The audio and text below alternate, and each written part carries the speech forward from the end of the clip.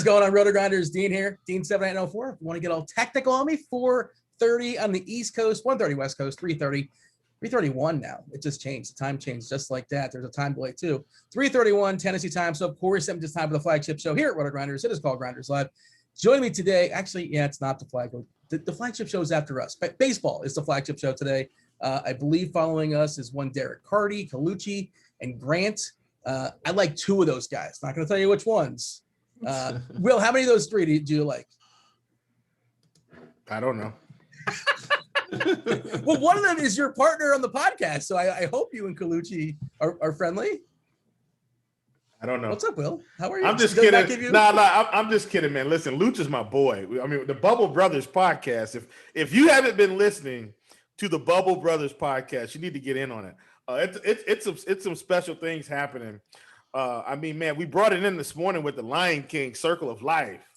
The Kenya, you know. It's is there a copyright show, strike man. for that, or is that okay? We're okay doing that? Is there issues with that? I hope so. I mean, we're giving them free promotion. So don't bother me with your copyrights and all that jazz. How many people listen to that? Well, what is that? That sounds good. I got to learn about this Lion King. I need to know just more. Crank up the podcast. Just crank it up. I just listened for the food takes. What you guys were talking about the Little Debbie last show? Is that what it was? Oh man, yeah, we talked about snacks this past show. That is a staple of the Bubble Brothers podcast. GPP food of the night. Last night was snacks. I don't think we've ever covered snacks, which was fantastic, Dean. We covered a variety of edibles, chips, cookies, pies, candies, you name it. It was a fun show. Andre, welcome back. Hey, I want to talk to you about the live final, and you got to hang out with Charles Barkley and Kenny Smith, I believe. Will did too. You guys had a good time, I presume. Squirrel Patrol took down first and second. I'm not even sure how you did, Andre. I hope you did fairly well. You didn't win. I'm sorry, but shout out to Squirrel Patrol. Honestly, he did a fantastic job and had a fantastic play. I ended up finishing catching 2 out of my 5 lineups, 14th and 20th. It was in third place going into the second half of that last game, and then who's that power forward on DJ Wilson? DJ Wilson just went to town. He just went to town. He ended my night, and I was just looking. I was like, no, this is not happening, and it happened. It happened right in my face. But it was a good experience overall. Best hanging out with Charles and Kenny, but hopefully looking forward to getting back next year and taking that #1 spot because I really want it back next year. Give me an anecdote. Did you have any interactions with Charles or Kenny? Was it questions and answers? I know it was like via Zoom or whatever, or something like that. But give me a little story. Give me a nugget. No, it was more so just like Q&A back and forth. But he was telling a lot of stories. It was just pretty funny though. Like Charles is a hilarious guy. I feel like I really sit down, have a drink with him, and have a nice night, and him with him just pretty much. It was pretty much an awesome experience, pretty much all together. Just wish it was in person because it would have been, I think, a little bit better. But hopefully next year, we'll get to that, especially now with everything coming back. But I'm looking forward to hopefully being in Denver for baseball too. So, and getting some of that experience as well. Dean, how about fun fact, Andre and I met unofficially at the live final when it was at the Hall of Fame in Springfield. Super unofficial because we didn't even talk to each other, but he was there, I was there, we were there, and that was a crazy night. 3 years ago? It was. Like that? It was. Yeah, that was 3 years. Yeah, I didn't even know. Yeah, I didn't even know. That was just weird. And he was like, "Yeah, I was at that." I was like, "What?" I said, "For real?" And so it's good. Being around good friends and good company. So hopefully, Chiefs out there too, and we all can win some money together. Yeah. Will, did you get to fulfill your fantasy? I know you wanted to ask Barkley some questions. It was Q&A. Did you get to ask him anything? Yeah, I got one in there. In fact, I think the last question of the night was my question. They asked Kenny Smith, what was it like playing for Bill Russell? We closed the night out, so that was pretty cool. Here's Kenny's story. He said so he's getting on the bus. And, of course, it's always cool to go to the back of the bus. Like, none of the cool kids sit at the front. So Kenny's about to go to the back of the bus, and he says, Mr. Russell says, Kenny, you don't want to go back there. And he's like, oh, why? He said, because everybody back there is a loser. You don't want to be a loser, do you? Yep. Those guys don't win anything. Is Weber on that team? Who's in that team? No. What year are we in? Dean, Kenny Smith, and Chris Weber. Is it Reggie Theus on that team? Reggie Theus? Oh gosh, I'm trying to remember. Devin, what are we going to do with Dean? This is like you don't have to answer 30 that. years ago. What do you want from me? Oh my gosh, who was on that Kings team? He's asking if Chris Weber and Kenny Smith were on the same team. I think Kenny Smith. I think Chris Weber was still in diapers when Kenny Smith was playing. Kenny Smith went to college in the 80s. All right. Well, Chris Weber went to college in the mid 90s. So Jason Williams wasn't there, or Vlade Divac? No, none of these guys were there. Yeah. Oh boy. I remember him mostly as a Rocket, but all right, fair enough. Reggie Theus, I think, was in that team. Check that out, somebody at the old Wikipedia. Hey, we're going to talk NBA DFS in a second. It's only a 6-game slate. It's pretty quiet, especially for this time of year. We're going to have SBK Keach from our projection team. We're going to bring it on about 7-8 minutes or so. Going to tell you how to break down the situations that are currently up in the air, or some of them that have already been developing, and some of the cheapies we may keep an eye on as far as the body parts, who's in and who's out. Look, I feel like we got most of it, but you never really know. Obviously, 2.5 hours until tip-off, so goofy things can happen. It is NBA. It is late in the season, yada, yada. Luka, we're expecting Luka not to play tonight. He's got an elbow. He's doubtful. Kristaps Porzingis expected back. DFS, that's Dorian Finney-Smith. He is also doubtful, but Josh Richardson expected back. Maxi Kleber's got that back, but he's probable. Also, Redick is likely to be available. Maxi Kleber's Brooklyn got that back. Brooklyn, James Harden's out with his hamstring. Kyrie is out with a groin. KD, Durant is last man standing. Things have turned for sure. Brown is still out and Claxton is still out. So Durant's obviously is going to be somebody we're going to focus on. We're going to talk about a good bit. That is a 7:00 game, which is important because the other side, there's still some questionable stuff. Namely, we have Goga Bitadze still questionable with his ankle. Sabonis is still out. Turner is still out. Lamb is questionable as well. OKC is about as healthy as they've been in a long time, as far as I can tell. I mean, SGA is out and Muscala is out, but otherwise I think they're good to go. Toronto, Freddie VanVleet is out. He's got a rest. Boucher is still out. Trent is still out with his leg. Houston, oh boy. John Wall's out for the season. Gordon, House, Sterling Brown. Do you guys see the video of Sterling Brown at the booby trap outside? Anybody see this? Do you guys know what I'm talking about? I haven't seen it. I've been trying to get around to seeing that. Actually, I might watch that when they get off the stream. Yeah, I don't know exactly the details, but he got into something at it was in Miami. And Kevin Porter was there too, hanging out. And I guess maybe you have to be 21 because I saw he got suspended. Yeah, he's going to play, Kevin Porter, but Brown is out. Bradley, Augustine, Nwaba, and X, I'm not really sure I'm saying those guys, but they're also not playing.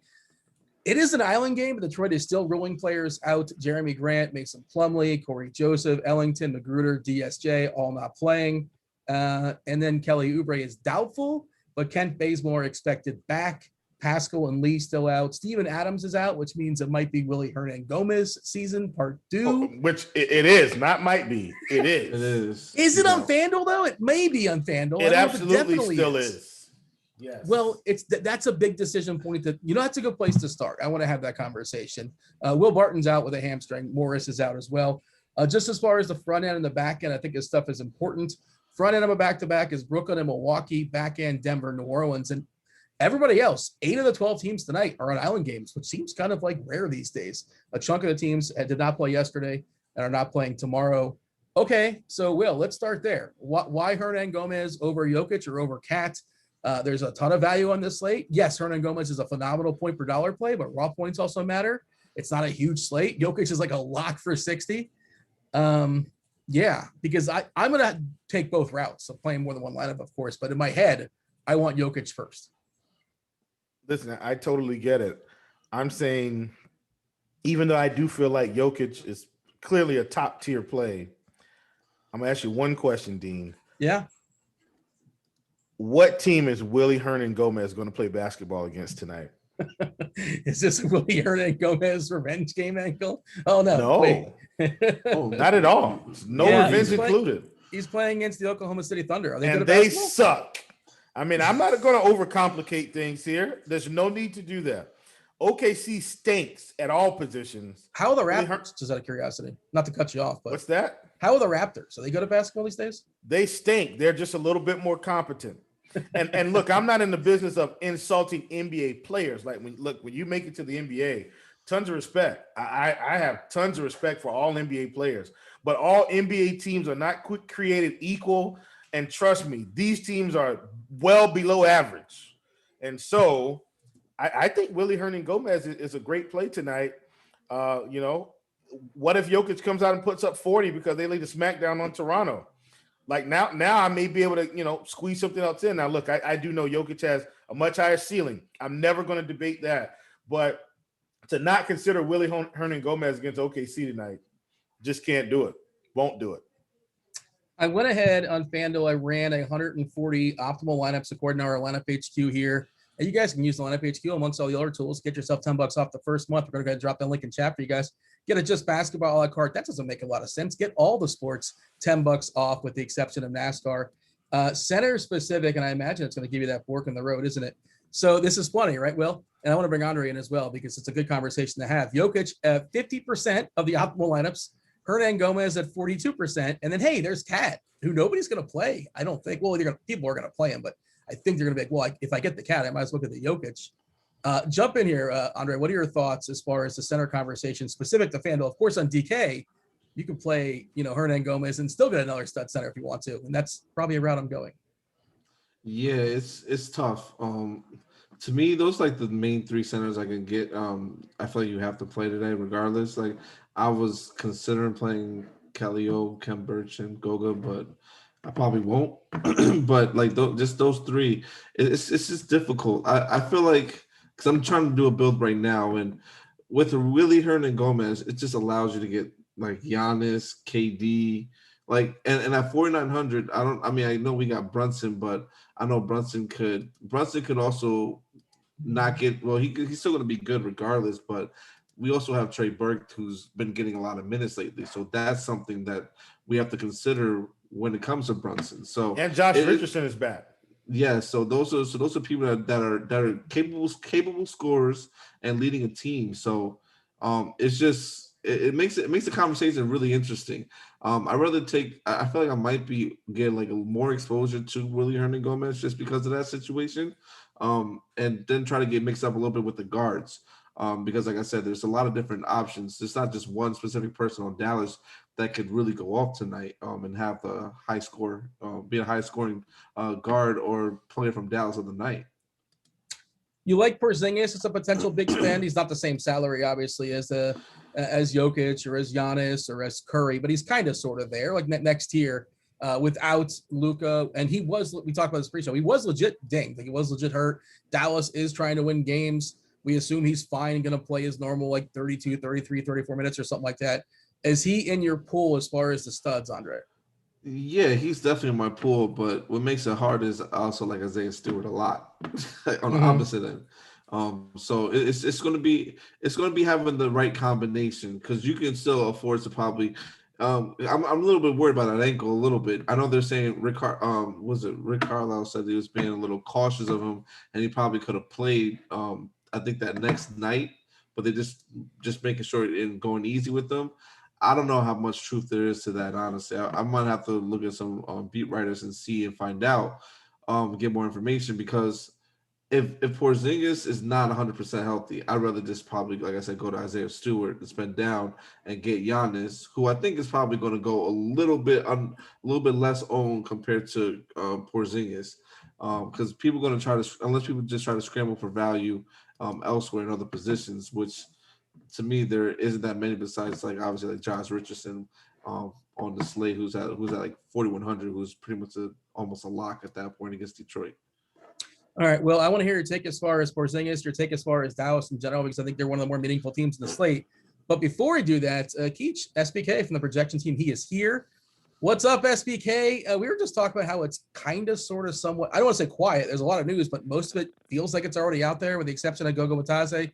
There might be more stuff dropping, obviously, but is that kind of where you're at too? I guess you're ready. You're on the ready in case the news drops, but it feels kind of quiet. Yeah, it's been like kind of a nice little, with as much NFL draft stuff as I see constantly popping on my Twitter feed the last couple hours. It's kind of been nice to not have a ton of NBA news keep creeping around. I think beyond Goga, it's just pretty much Jeremy Lamb that's like actually questionable right now. Yeah. But yeah, I mean, we have been talking about the fact that we wouldn't be surprised if we saw Milwaukee rest some guys and not really give us a whole lot of notice. I believe they're on a front end of back-to-back. Did they play last night? I have this noted, and I don't believe they wait. Yeah, they're on the front end. That is correct. Yes. Yeah, they're on the front end. Right. So yeah, so that we were talking about that being potentially a concern. Maybe they rest guys, but it's kind of obviously very speculative. We're not going to do anything to project that at this point. But just kind of something I think to keep an eye out on, just given how quiet it is. I mean, we don't generally, even when it appears this quiet with the NBA, it doesn't generally end up turning out that way. Beyond the Indiana situation, it's really not a whole lot that we're waiting on. For the record, they play the Bulls tomorrow night and the Nets on Sunday. I don't know which is the easier game, the Rockets or the Bulls. I guess the Rockets by default, but in theory, they should be able to win both games. And they're also there's a little bit of separation as far as the standings. They're behind a couple games of Philadelphia, the 3 spot, and they also have a couple games on New York. New York Knicks are in the 4 spot. That is, shout out to the Knicks, man. Look at that. Good job there. Julius Randle, comeback player of the year. And they didn't even tank completely, Dean. Look at that. Wow. Well, it's a conversation for another day that I want to have. I really do. So, Keach, what are we excited about? What do we want to talk about as far as minute delegation? I guess Dallas is one of the more interesting conversations to have. And who's your favorite cheapie? I assume Brunson. Brunson's the guy that's popping the most. We have doubtful and probable, nothing official, but we're assuming Luka's not going to play, which opens the world up to the Brunson burner. Jalen Brunson, is that where you're at as far as your favorite play in Dallas, as far as the cheapies? Yeah, he's been. I mean, I think the situation in the last game was obviously blowout related. Probably he played 17 or about 18 minutes in the Sacramento game before. Trey Burke has been very involved last 2 games. I don't think that's going to be something that probably continues for long. But 31 minutes in that Golden State game, some of which I think was attributed to blowout a little bit, and then 28 in the game before. So there's a mild amount of concern, I think, that he or potentially maybe JJ Redick eats into what Brunson typically gets in these non-Luka games. We do have Josh Richardson, Tim Hardaway start to play. So, I mean, I do like Brunson a lot. The salary on both sites is going to make him really hard to not play. But I do think there's probably some risk there that we don't typically see with these non-Luka games. But yeah, so we had Trey Burke for 27 minutes, which is, only 2 minutes below what we have Brunson at. Obviously the projections aren't the same, but 3.1, I mean, Trey Burke also kind of, especially in DraftKings, kind of looking like a decent target, certainly somebody that's viable. The one team I want to talk about, Chief, I know you'll probably be excited about this, is the Detroit Pistons. They have, I think me, Dean, and Chief could probably be the last 3 guys on the bench for them and not look out of place. They have obviously no Plumlee, no Grant, no Corey Joseph. I'm probably missing somebody, but we're projecting Isaiah Stewart for a ton of fantasy points, Josh Jackson, Killian Hayes, Sadiq Bey, all kind of projecting nicely in terms of being values. I'm definitely on the Josh Jackson train. It's not because I'm biased and I just have an irrational amount of love for him. It's not because of that. I think he's actually a very good play. And Killian Hayes, I'm really curious to see kind of what he looks like. He's been kind of up and down. Obviously the Pistons, no rhyme or reason really to just decide to rest 6 regulars and now we have Hayes stepping into a much bigger role. So I'm curious to see after 2 kind of down games how he responds to that. And I do think he's also obviously on the DFS radar as well. So yeah, I think that Detroit side, that game in general, I think is going to be a big key for DFS tonight. You have anything as far as Goga Bitadze, if he's in, if he's out? My thoughts, FanDuel at least, he's the same price as Hernan Gomez, and even if Goga Bitadze plays, I still prefer Hernan Gomez, so I don't care. Is sort of my thought. Is that the wrong thought, or is that the correct thought? No, I think that's probably about right. I mean, Bitadze, I think you'd expect above a fantasy point per minute, but projecting anything more than 20 or 22 minutes, even as a starter, is probably risky. So, and I do kind of have a feeling that he sits again. I think both him and Lamb are probably a little bit closer to doubtful. Personally, that's kind of just a hunch, but yeah, I think gone to my head between him and Goga, or between Willie and Goga, I think I'd lean Willie as well. You guys got anything for Keach before we get him out of here? No, not the current moment. I'm right. good. Well, you don't want to have We a covered moment- Josh Jackson, man. That's our boy. And we only talk about him when guys are out too. Like, I'm glad Keach brought that up. Like, we're not just on Josh Jackson every day. It's like they got 10 people out, you got to play them. Yeah, and they got to give Diallo his 10, 20 minutes, and everybody else is going to play. Yeah, well, Detroit's like, I hate when they're on the slate. Keach, you don't want to hear my mutterings. I appreciate your time. Hopefully, well, maybe if it's shenanigans go down, you'll be all ready for it, and hopefully, we knock it out tonight. All right, boys. Good luck. Have a good one. Alrighty.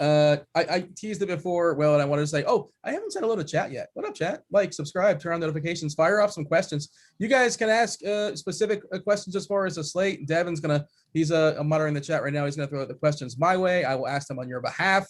If you want to ask tournament questions, cash questions, be slate specific. I believe Andre is gonna be doing the DK, and Will's gonna be knocking out FanDuel.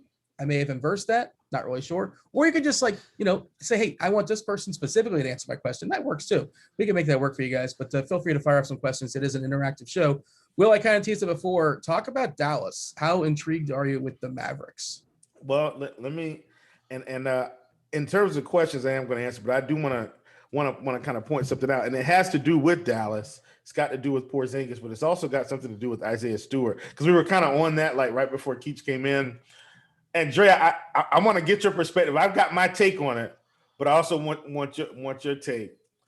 I think today, if you're playing single entry, I think it's a fade Isaiah Stewart day on FanDuel. I really do. I think you can get some really unique combinations, taking like a Giannis Porzingis, a Giannis Draymond, or like a Porzingis Draymond is probably what I'm going to run in now. I'm probably already settled in on Porzingis Draymond. And then if you really want to get froggy, you know how I feel about Milwaukee when I think they're going to blow a team out. I get me some Bobby Portis exposure. I'm just putting that out there. Like, clearly, I'm not telling you to not play Isaiah Stewart. I think he's going to be fine. I'm saying I think you can get really good leverage on the field tonight in single entry if you just get off of him. And it's going to give you way different construction with something like that. Dre, what's your take? And Dean, I'm going to hop on the Dallas train. Yeah, I don't feel the same shit. I think honestly it's going to be because it depends on who you have at center. Really, honestly, especially on FanDuel. But when I was even building, but when everyone was talking, I literally was able to put Giannis and Porzingis in a lineup really easy and get 4 Dallas players that are all cheap and undervalued. So I think that might be the popular construction of the night. I think people are going to be afraid to leave a little bit of money on the table. So that's why I like the idea of going to Stewart and fading Porzingis. Also with the fact that Porzingis coming off the ankle injury, and then also getting different at the shooting guard position, and playing either one of playing Brunson and someone else that's different, or one of Brunson or Josh Jackson. Those are my two like top options, I would say, at shooting guard, and then playing one of them and going a little bit different that way. So I'm not fully on board with that one. I think Stewart's in a smash spot, and I think, like I said, people are going to be afraid to leave salary, and people are going to see that it's so easy to get Porzingis and Giannis in a lot together, especially if all you got to do is play Willie Carney Gomez, and that opens up everything for that. Okay, listen, that's why we're on this show. I want to get your read. I guess I'm thinking Hayes is going to have. Stewart. We got it projected at 36% right now, and we got Draymond at 13 against Minnesota. Oh, I would play Draymond. That's super. It's just the ownership play. Like I said, I'm already telling everybody I'm probably gonna have Porzingis and Draymond, but I just want to get your feel on that. I think the ownership play though really would be more so between, like you said, Porzingis and Draymond. I would, if anything, because I wasn't thinking about that either, but I would play Giannis and Draymond instead of Giannis and Porzingis, because that's what everyone's going to be on. Yeah. If you're playing Draymond, are you running it back with Cat or Edwards? Are you doubling down with pairing him with Curry or something like that, or Wiggins, or even Bazemore is like a guy can make things work? Or what do you do with Draymond? D'Lo or Edwards? That's how I would run it back. Yeah, that's where I was. D'Lo or Edwards. It's a D'Lo revenge game, by the way. I think that conversation. This is kind of a FanDuel conversation, but if you're getting Giannis and Stewart, you're probably playing Hernan Gomez. If you're getting Porzingis and Giannis, you're probably no. If you're playing Porzingis and Giannis, you have Hernan Gomez. If it's Stewart and Porzingis, then you have Jokic, like something like that. Is that what you're saying, Andre, as far as the builds? Yeah, that makes sense. That's exactly what I was getting at, and what I was looking at when I was looking beforehand. So it's just trying to find a way to be different off of those plays. So I'm gonna have to try to mix up a little bit and get into probably my game stacking bag today.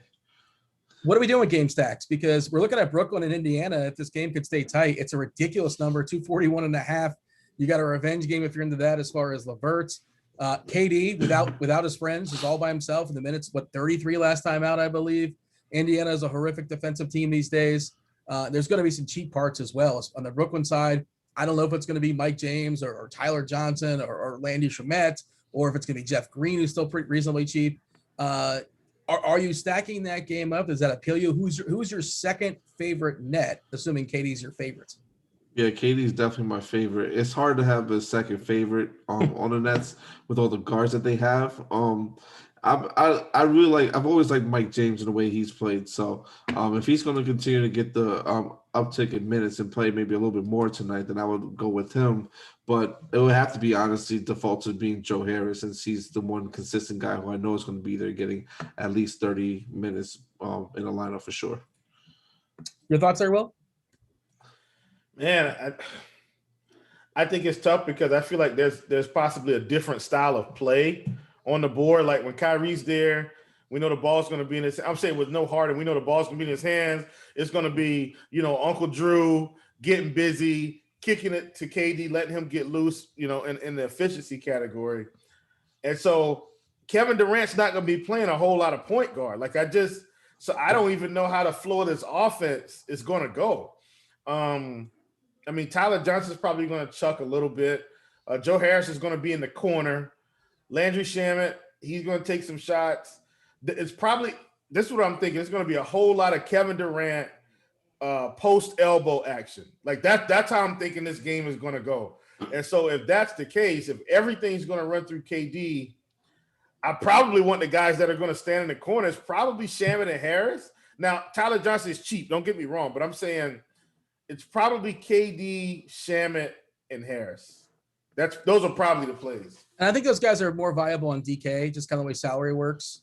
I think they're better plays on DK, like the Tyler Johnsons, the Shamets, the Greens of the world.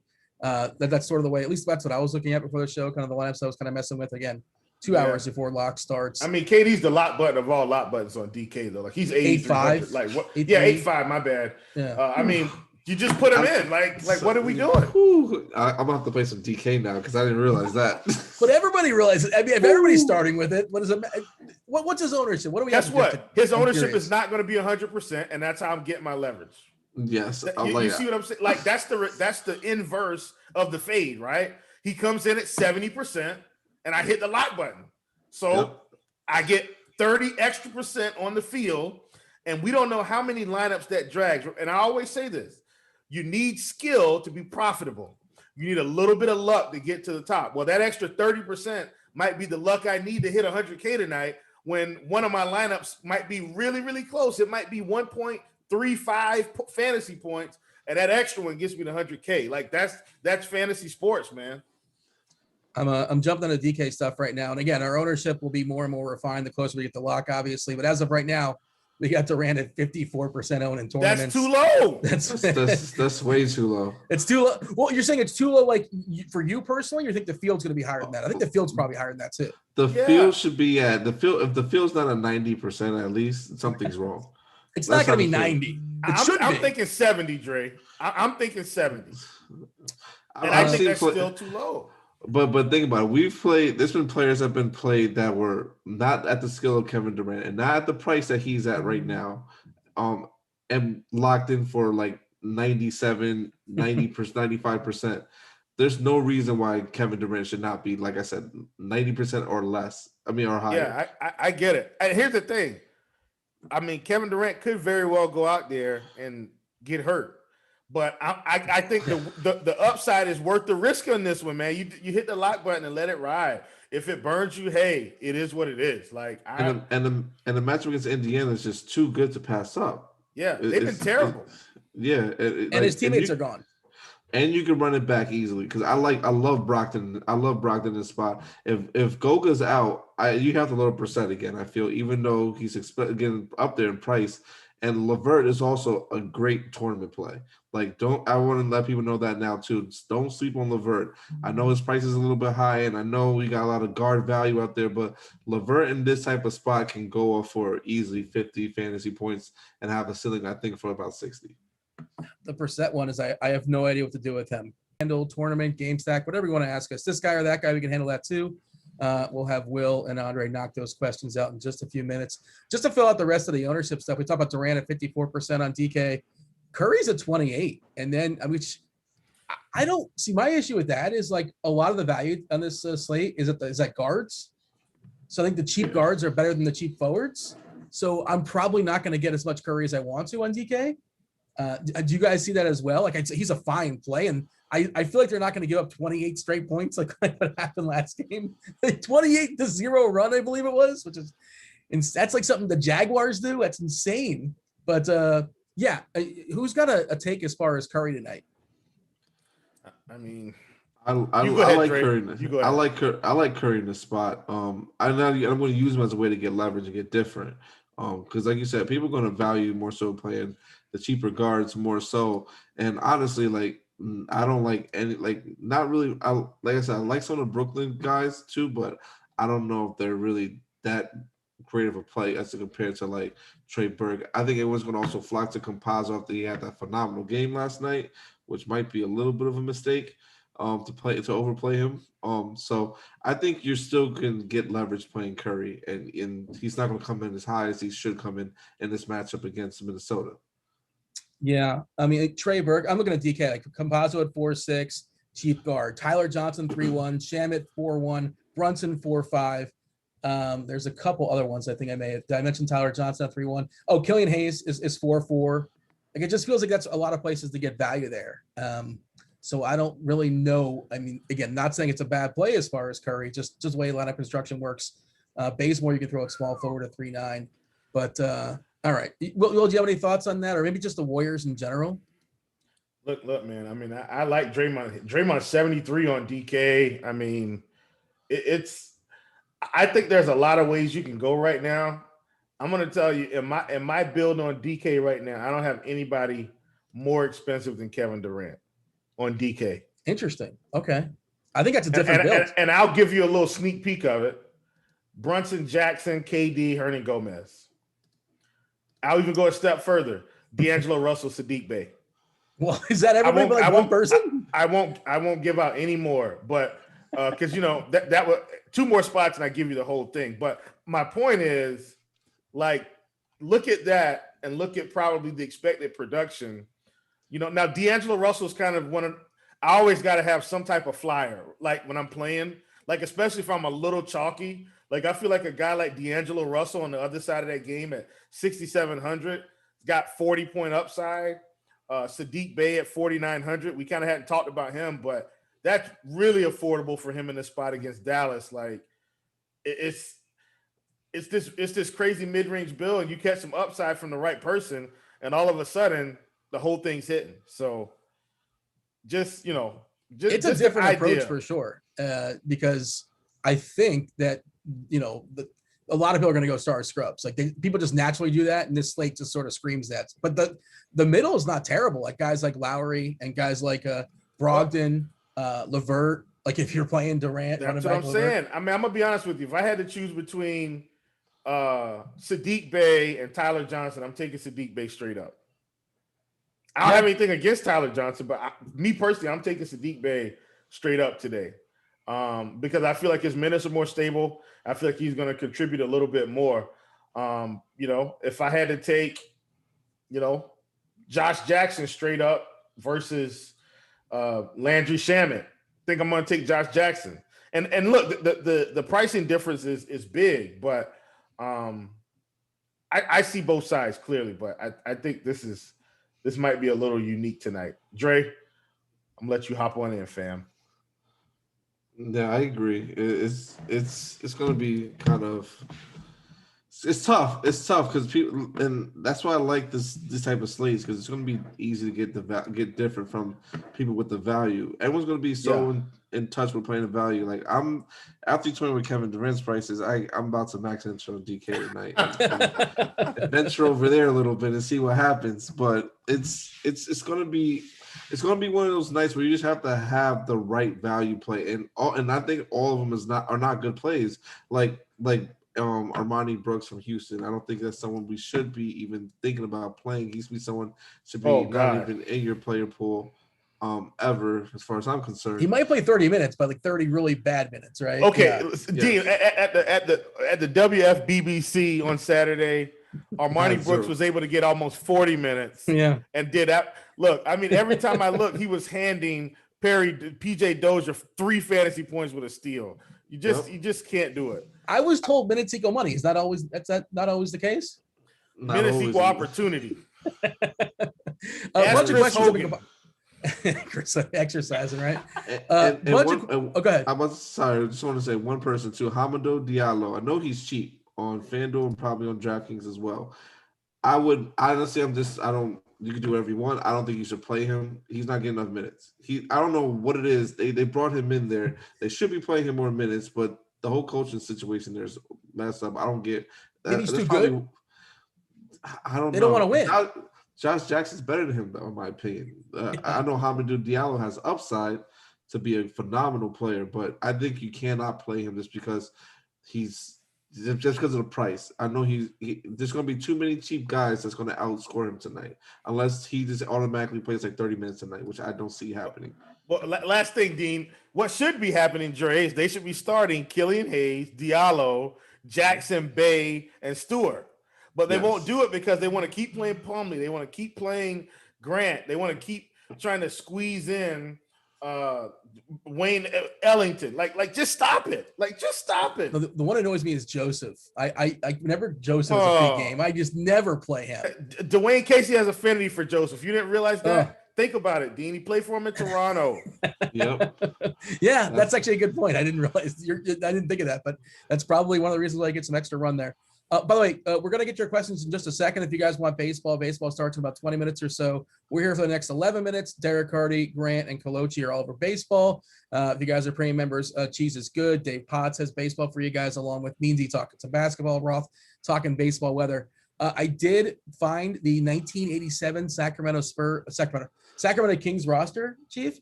And yes, we have Kenny Smith and Reggie Theus. Reggie Theus was in that team. Where is Chris Webber on that team? That's what we want. He's playing for middle school somewhere in Michigan or something. I don't know where he's from. Well, he's from Washington. Who is he playing for? God, what was the name of that student? He's playing for Country Day. That's who he's playing for. You know what high school he's getting close to? Yeah, I'm a basketball junkie, Dean. Can I just throw any player name at you? You tell me where they play high school basketball? No, not any. Like, don't ask me about I don't know, Rex Chapman. Like Kentucky. I know he went to college in Kentucky. I think he's a Kentucky guy. That as an example. Just don't give me like too random, All right. FanDuel tournament question from Big Hurt. What is the position to spend up on for FanDuel? What is it? It's small forward, definitely. I like power forward and I like point guard. All right.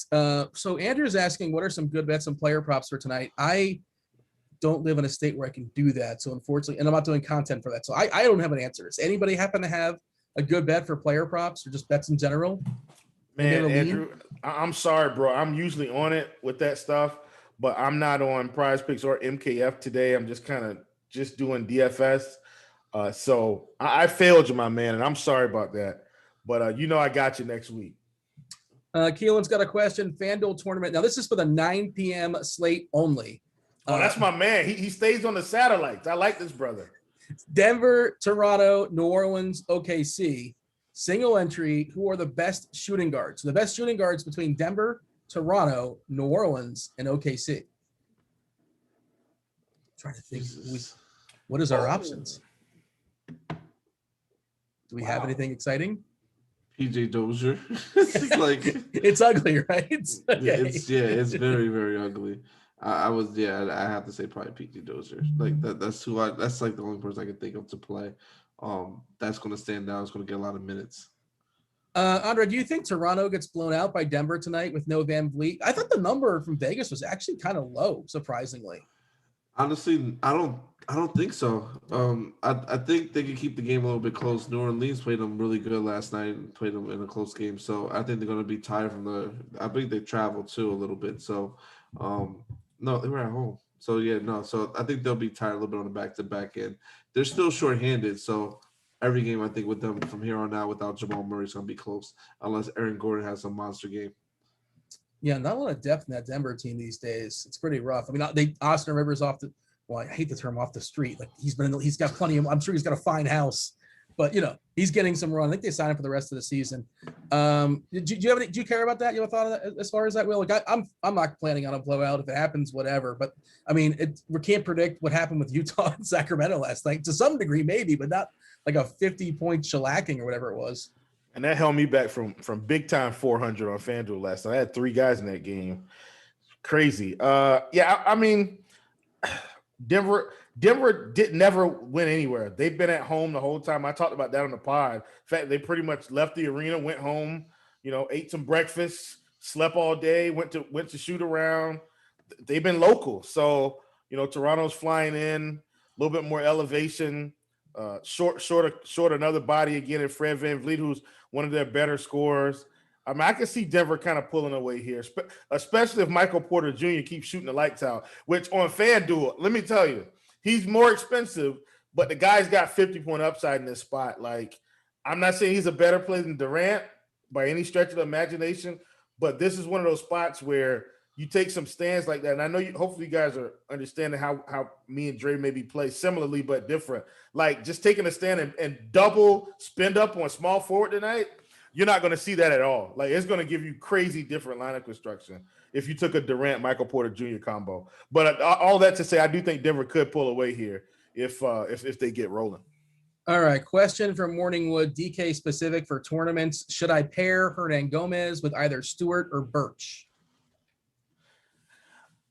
Birch was my tricky one. I'm so glad you brought that up because the price Birch on him, right? Like Birch is $5K, and then you've got a Stewart at $6K today. The problem is I think Stewart just has so much more upside than Birch in this situation.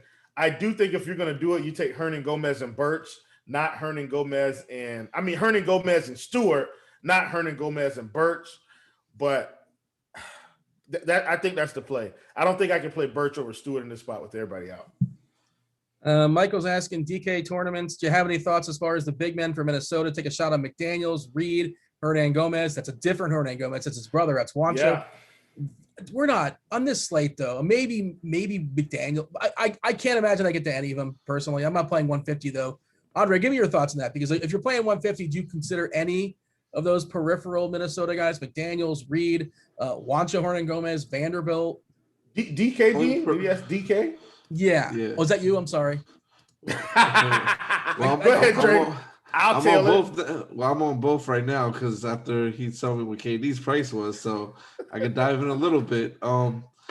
Honestly, the only person I would probably consider is maybe Jalen McDaniels because his price is $3.9K on that site. So, and it's against Golden State, and they don't really still have any bigs that I think can really defend him. I think McDaniels is a good talent too. So, yeah, that's the only person I could play outside of the main 3 guys from Minnesota. You have a quick thought on that, Will? Because we got to pick up the pace a little bit. Besides, I don't know if I want to play. I think they're all just deep tournaments because I don't know how many minutes they're going to get. Hernan Gomez gets 28 this game, 17 the next game. Same thing for Okoji. They're just all over the place. The only stable guys right now are Edwards, Russell, and Cat. Yeah, same guy. That's it. Yeah. All right. Billups wants to know, give me a FanDuel lock of the night. A lock. Ooh, that's kind of hard. My lock, Kevin Durant. Actually, not hard. Kevin Durant. DK, GPP interest in Porzingis. Absolutely. I don't care if he's 8K. The guy's got 50-point upside here. He's 8,700.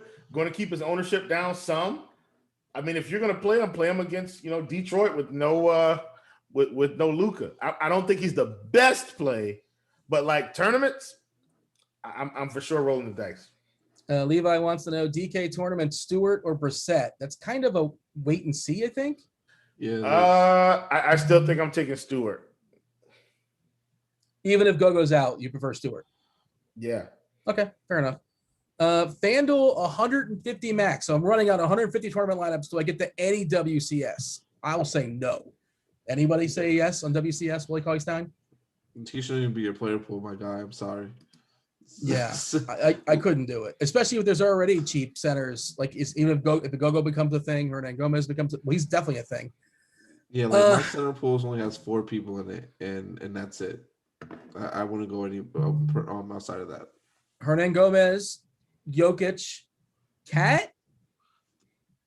Yep, and one more. Who's the fourth one? Who's the fourth one, Will? Don't tell me you're playing Kelly Olynyk. No. Ken Birch.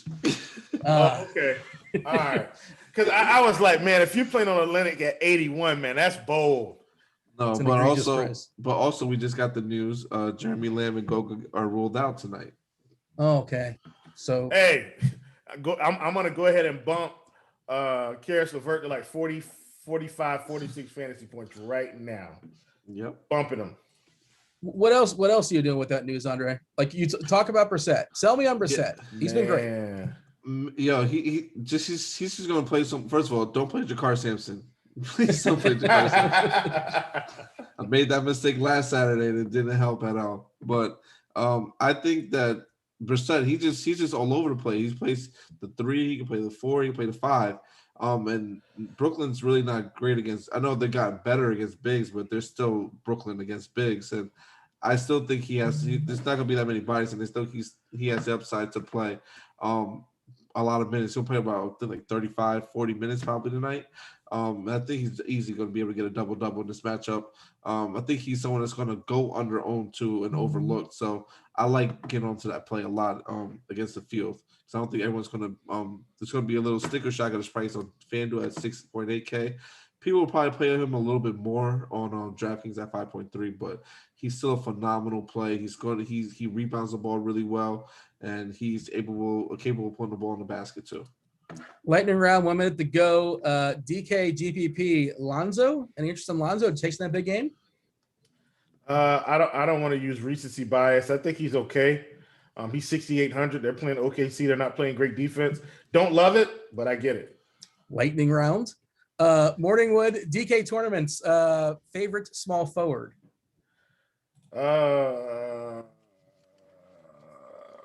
Hold that for 1 second. Andre, DJ Wilson. Tim Hardaway. Game? Oh, DJ Wilson's not going to be able to play today because they're full live people back. Tim Hardaway 1, Kent Bazemore 2. That's my rankings for small forward on DK. Kent Bazemore 3,900, by the way. No Kelly Oubre tonight.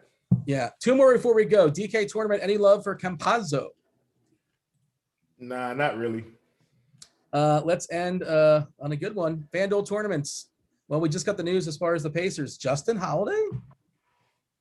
He's in play, but I think with small forward, it's too deep for him to go that route today. All right. Do appreciate you guys participating, asking questions. Makes it a lot more fun. Hit the like button, subscribe, turn on notifications. And if you guys are playing baseball, stick around. Up next, Derek Hardy, the CEO of the Bat, as well as Grant and Colucci. If you guys are premium members, after that, you got Crunch Time with Dave Potts, 2-time millionaire winner, just like Andre. He's going to talk some baseball. And you got I want to be 2 times. Oh, you just won? Just speaking into you speaking into existence though. So we're gonna. He thought your name was Chop, Andre. He thought your name was Chop. Oh boy. Well, hey, there's worse things to be labeled than a 2-time millionaire winner. I'm a no-time millionaire winner. What one of the? Well, we'll see. Hey, Will, have you won $1 million or no? Man, not at once. I have collectively because I saw that one day. If you look on FanDuel, you can see like your historical winnings, and I'm like, man, I've had a good run in this industry. Yeah, I think I've won $1 million and lost $1 million. I'm pretty sure, but fairly certain that's happened. But a little bit more. All right, we got to go. Devin's gonna kick us out of here. Baseball's on layaway.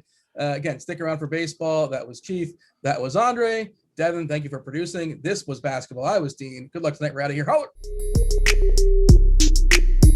Hey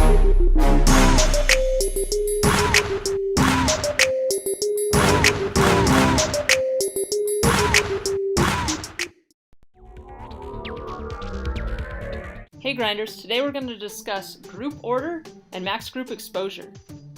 You'll notice my groups over here that I have set up. Some of them look different than the others, and that's because some of them have a group order. The first two groups in the list are regular groups in that they have no group order and they'll be treated as a rule to apply to all of the lineups that I'm going to build. So I'm going to use exactly one player from this group. This next group I'm going to use 1 to 3 players from it, and then I have my group orders. Group orders are a little different in that they're treated sequentially. So I'm only going to apply one group order to one lineup at a time. And once I get to 100%, that's it for ordered groups. So group order 1 will be applied to my first 50% of lineups, and then group order 2 goes to the next 20%, and then group order 3.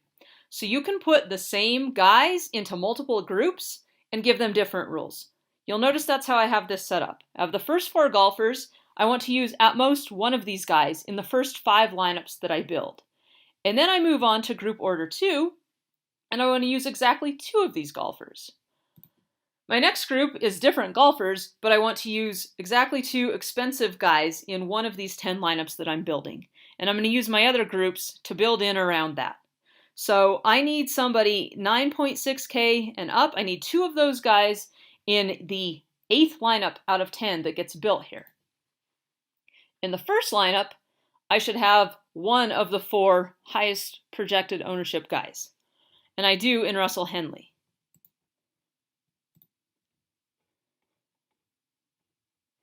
And when I get to lineup 8 here, here's my expensive guys. I ended up with Patrick Reed and Corey Connors there. I also ended up with a golfer 7K or below, and that was one of my other rules, and a golfer in the 8K range right here, Chris Kirk. So it applied all of my rules, but only one group order at a time. Until next time, this has been Nicole Valencia for the Lineup HQ 2-minute drill.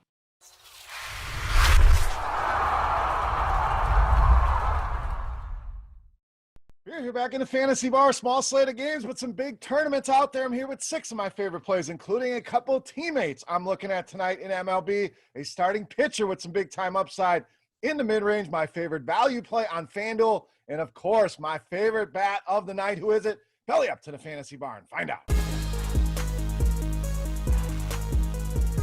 Welcome in, guys. Thursday edition Beers Daily Fantasy 6-pack back here once again, providing 6 of my favorite plays for this smaller slate in MLB. 5 bats, 1 pitcher for you here, covering both FanDuel and DraftKings. Thank you, as always, for stopping by and checking out the video. Now, before we get into the plays, as always, first thing, you guys already know the drill. Hit that thumbs up button. Really helps us out here on the YouTube. Also, make sure, and I just said on the YouTube like an old man, showing my age here. Also, make sure you subscribe to the channel. Get notified when these videos are coming out. We're doing both MLB and NBA all different days of the week, so make sure you get those notifications. Last, make sure you guys take advantage of the special pricing over at scoresandodds.com/beer for all of your sports betting needs, covering all the major sports, all the analytics and stats you're going to need, and premium picks from some of your favorite Rotogrinders personalities. Go check it out today. The link is in the description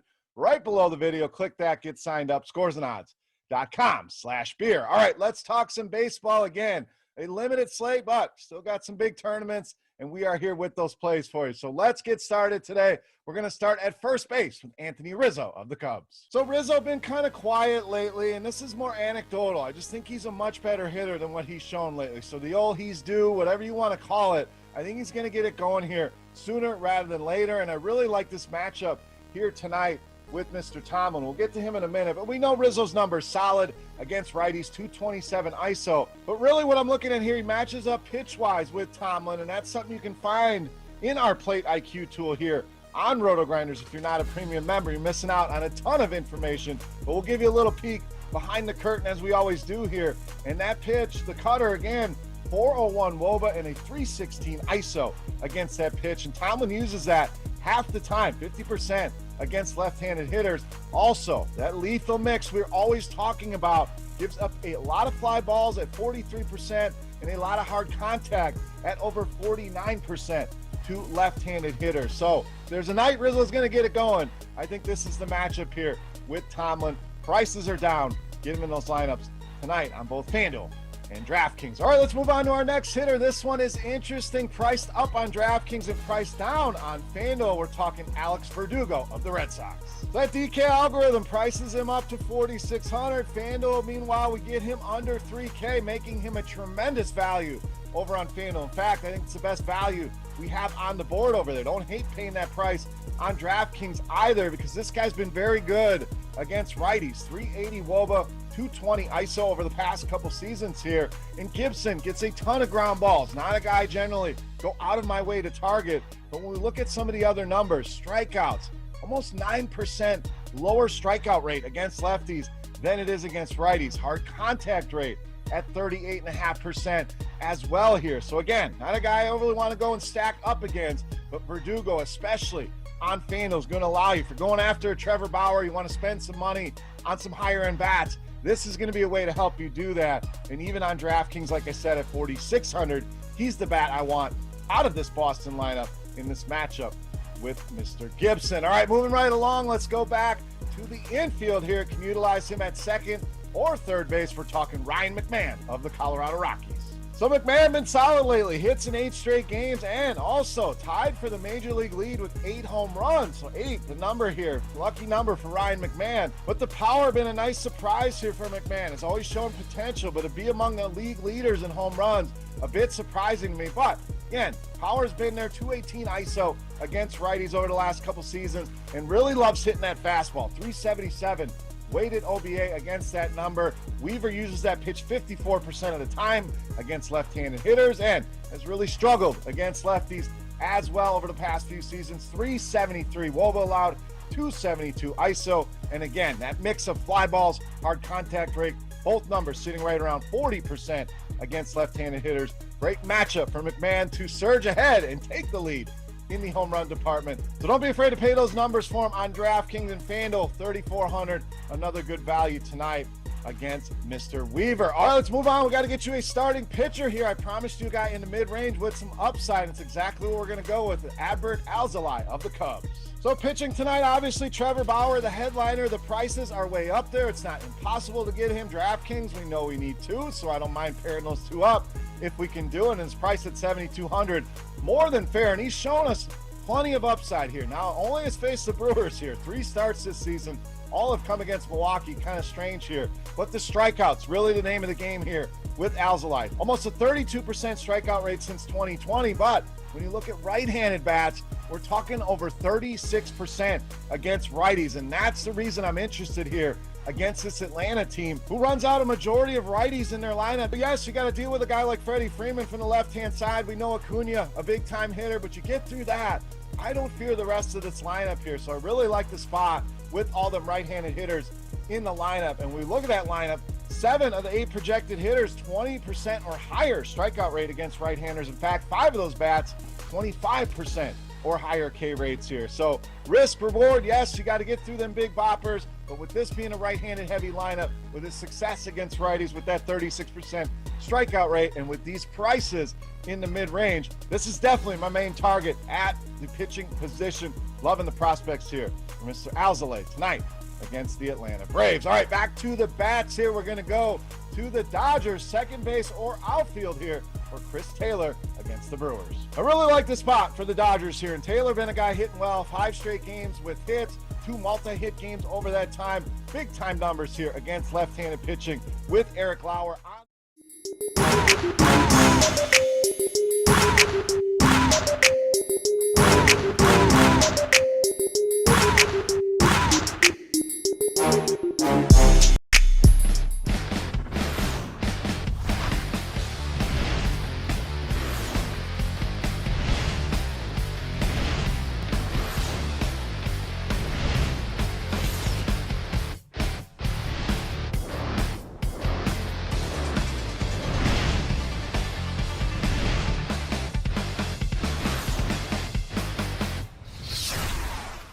What is up, everyone? Welcome to another edition of Grinders Live Baseball Edition, where we're going to be breaking down today's MLB slate. It's not a big one. Only 4 games on tap, but we still got a 3-man booth here. I'm joined by Cardi, creator of the bat, and Carlucci, the guy who you hear pretty much every single morning now, over on the NBA Morning Grind. How you doing over there, Carlucci? We'll start off with you. Good. It's a refreshing change of pace to talk some MLB. Of course, I've been dabbling in the DFS streets, which has treated me a little bit better than NBA. Late season NBA is just chaotic. I tuned in a little bit to Chief, Dean, and Dre, and dealing with some late breaking news over there. No thanks. I'm good. We got 4 games here tonight. Things seem to be pretty cut and dry, so looking forward to it. Thanks for having me. Yeah, no, it's definitely not that hard of a slate to analyze. Pitching, half of it's done for you on DraftKings. All of it's pretty much done for you on FanDuel. But Cardi, I'm sure you'll have some semi-hot takes from the bat. How are you doing today? I'm doing pretty well. Like you guys said, 4-game slate. There's only so many viable ways to be different here tonight. Only so many good plays, but we'll figure them out. Yeah, no, I honestly, overview of the slate for me is obviously Lock and Bauer, which is pretty much the same with everyone. I may have one non-Bauer lineup, but realistically, it just seems like he's the right way to go on all this stuff. And then for hitting, it's just kind of a crapshoot. Pretty much, I don't want to play the Brewers, and then I'm literally just all right with playing every other stack. And so I think a lot of it's going to come down to how you end up stacking, trying to find the lowest owned stack. But we'll get into that. Let's just start breaking things down here. Cardi, we'll start off with you. Cash, DraftKings, FanDuel. I'm guessing I know what the answer is, and I'm guessing you can tell me that exact same thing. I think everybody watching this show can tell you that it's Trevor Bauer. He's clearly the top option on this slate. It's not close. He's facing a really bad Milwaukee lineup with so many of their guys hurt, very strikeout prone. He's got a super long leash. He's obviously the best pitcher on the slate. Just Trevor Bauer is very good chalk tonight. That doesn't mean you can't get a little weird in GPPs, but you're definitely chasing. Yeah, no, I mean, if you in GPPs, if you're fading Bauer, then that just means that you're paying up for some of the premium bats on the slate that not a lot of people are going to roster because everyone's going to be throwing Bauer in. So you really don't have a ton of money in order to play around with. Where it gets interesting, though, is the second pitcher, like SP2 over on DK. We have just a whole bunch of trash. We have Azalea, who has shown a little bit more control this year, but I think that's mostly just because he's only faced the Brewers. We got the bullpen game in Atlanta. We got Gibson, who's not a guy that's going to do a ton of damage, not going to get you a ton of fantasy points, can be perfectly serviceable, but he's playing against the Red Sox. We got Perez, who's just not great overall, but got a good matchup versus the Rangers. We got Weaver. Dome's open, though, but the Rockies have been so terrible. Do you know who the lowest WRC plus team is in the league right now?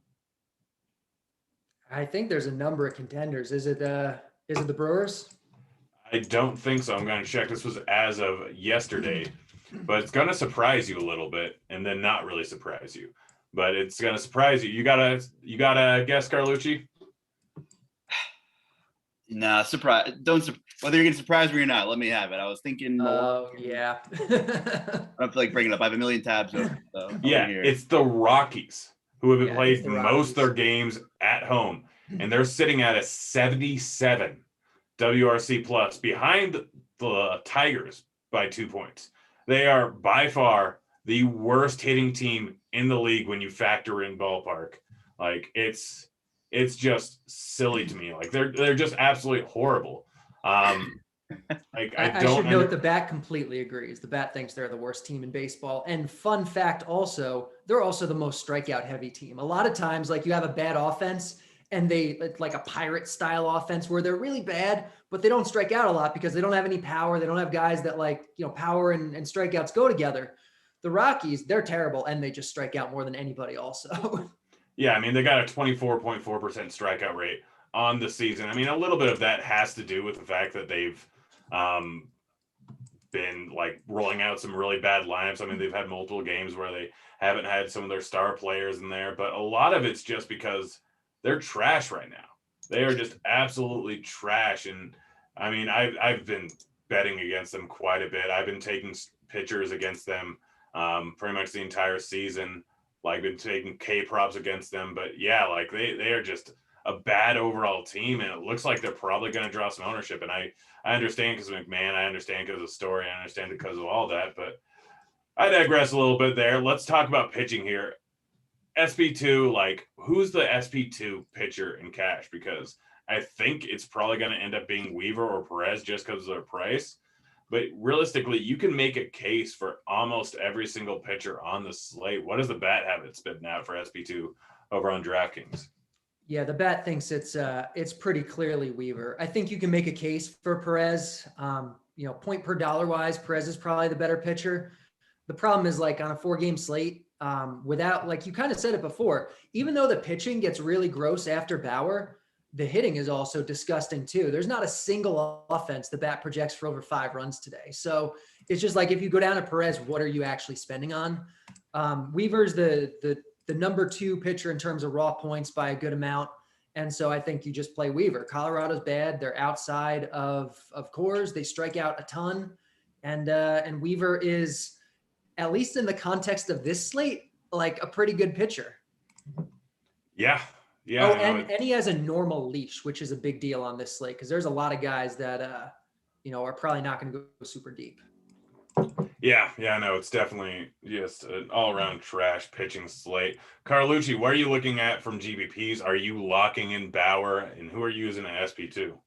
Well, yeah, and I think we do need to spend more time on DraftKings. Obviously, FanDuel's kind of a joke with locking in Bauer, and there's just some blatant misprices on the hitter's side of things, which is not a surprise at this point of the season. It's been, the algorithms have been just crap all year, but here we are. And I think Luke Weaver's interesting. He's a guy who typically throws 2 pitches, which are guys who I typically like to target against. But as you guys alluded to, Colorado is just complete garbage right now.